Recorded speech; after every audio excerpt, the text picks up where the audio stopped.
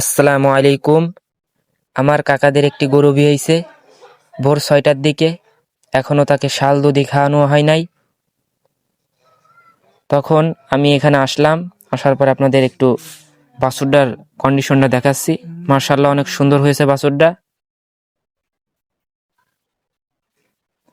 এবং গরুটাকে বের করা হলো। এসে গরুর জন্য খড় তৈরি করেছি, যেন না অনেক বজ্জাত গরু।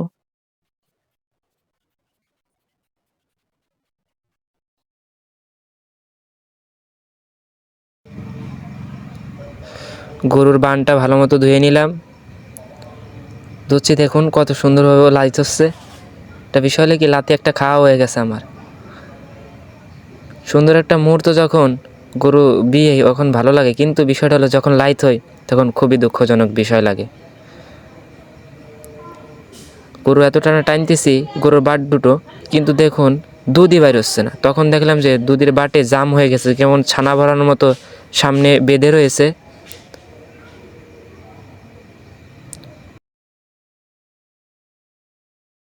আমি একটা শলার কাঠি এনে ভালো মতো ওই জামটাকে ছাড়িয়ে দিচ্ছিলাম। তখন মাশাআল্লাহ দুধগুলো বাইর হচ্ছিল।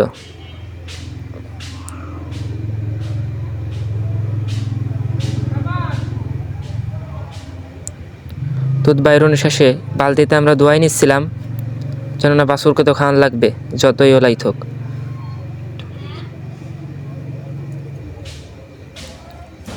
মাশাআল্লাহ, অবশেষে বাছুরকে খাওয়াতে সক্ষম হলাম আমরা।